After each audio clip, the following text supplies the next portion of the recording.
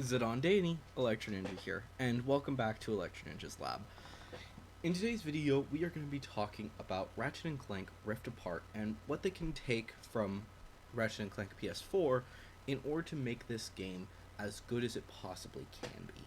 So let's look at Ratchet & Clank PS4 and discuss what needs improvement. So first off, if you are going to be making a Ratchet & Clank, as long as you beat this game, you're pretty much good to go, considering the fact that this game is one of, if not the worst, of all of the Ratchet and Clanks. The game is extremely short, and you can beat the main story of the game in maybe 2 hours if you're taking your time. On top of that, the challenge mode, quote unquote, honestly just takes maybe 30 seconds. Or 30 minutes, I mean. Because of the fact that you can easily just activate your cheats, which will allow you to have infinite ammo and invincibility, and you'll be able to turn on the game speed to be fast, making the game honestly just practically play itself. And all you have to do is just hold down the trigger for your Rhino, and then boom, you are done. The only things that will delay you are Clank segments and the ship segments, as well as also the race. But that's it. And since you've probably already beaten those in the previous version, which actually, yeah, you have beaten them, then you'll know what you need to do, making it extremely easy to just complete the game. In truth, if you really want to, you could probably complete the entire game and the trophies in less than a day. And that is a problem. This game did do some important things to actually make the game pretty good, but the problem is that a lot of those different things that they did were in previous games, such as the weapon upgrades. This Rhino right now is the best possible version it can be, and the same goes for literally all of my weapons. You basically don't even need to worry about it because all of these weapons can be maxed out in maybe your second attempt, and that's it. You don't have to do anything afterwards. And yeah, obviously there are some things that are really nice with the upgrade system, but like I said, it's really weak. Obviously, there are certain things that should be kept in this game. In fact, honestly, if they don't keep the amount of story in the next game, or then that'll honestly shock me, because this game actually had a very good story for the fact that it's a game based off of a movie based off a game. But considering the fact that they actually did a decent job with the story, that's decent situation, but it is still pretty bad. And since Rift Apart will be a completely original story, that means that it will probably be 1,000 times better, especially as long as they don't actually make a movie that is literally just all of the cutscenes strung together in a really stupid format. Sorry, that if you haven't watched the movie and played the game, then you may not understand what I mean. But seriously, the game is literally the movie, just with some extra stuff in there, and that's it. So, yeah.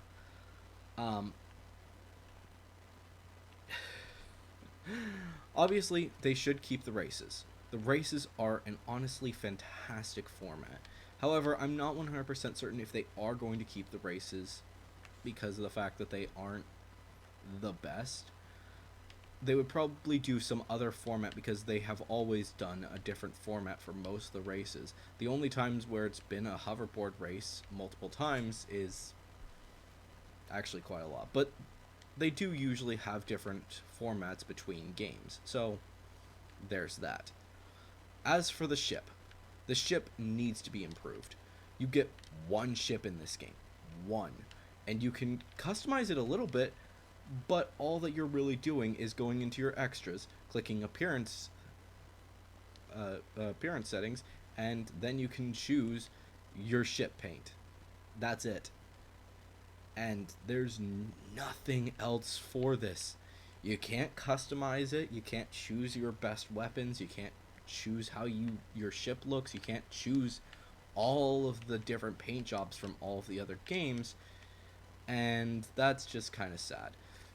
The way that the previous two games functioned, or I guess the original three games, except for the first one, functioned is that you could completely customize the ship exactly how you want it to be, and that was honestly a load of fun.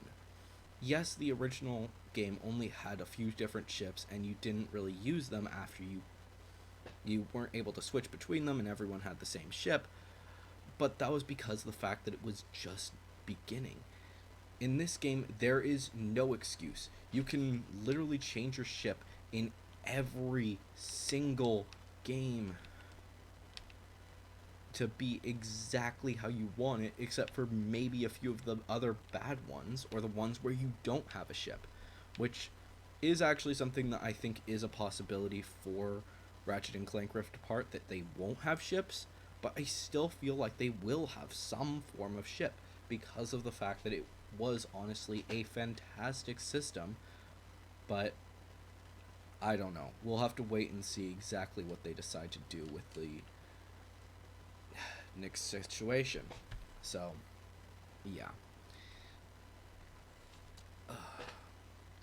Another important thing also is you can't keep the ship or your outfit the same way every time you quit. You quit, and then boom, all of your appearance settings are reset back to defaults, which I honestly felt was kind of sucky. But that's just me. As for weapons, there was a good amount of weapons. However, I would at least increase it a little bit to have a few more weapons. But the fact that there's only 2 pages is actually a really beneficial thing. Choosing your weapons on the fly can be a challenge, and with all of them being in just 2 pages, it makes things so quick and so easy to just switch which weapon you want to have. And also, it pauses the game, so that's also a fantastic situation. But yeah, honestly, the thing is about Ratchet and Clank is that as long as they do better than this game, they'll most likely make a winner game. Ratchet and Clank Rift Apart will most likely be a fantastic game that a lot of people will look back on and say, hey, I remember that game, that was a lot of fun. Meanwhile, some other Ratchet and Clanks will be left in the dust. So as long as they do a good job for this one, I honestly feel that a lot of fans will be really happy to see Ratchet and Clank continuing on. However, there is one last thing that I should mention before I sign off. They really need to work more on the other games that were the mascots for the PlayStation back in the day. Like, seriously, where's our Jak and Daxter? Where's our Sly Cooper? The others are fine. But, seriously, they should bring those two back. So, unfortunately, we'll have to wait and see what they do for those two. But, yeah. And, again, Ratchet and Clank, all they have to do is just improve. And they'll be good. And one last thing before I go as well, because I forgot about this when I was talking about this. They need to add a competition. There has almost always been a challenge that you had to do, a tournament that was in every single game, but for some unknown reason, this game doesn't have it. It's possible that it might have just been because of the fact that it was based off the movie, but the simple fact of the matter is that they added stuff to this besides the fact that the movie was there. And that honestly just pisses me off that they didn't do that, but we'll just have to wait and see what they do in the future. But anyways, guys, let me know what you think down in the comments below. What you think needs to be added to the next Ratchet and Clank. And yeah, if you did enjoy this, please leave a like. Please, and also make sure that you put your comments and theories down in the comments below. If you are going to leave a theory, make sure to use the hashtag theory review. And if you want to support the channel even more, then definitely head down to the description and check out all of our links down there.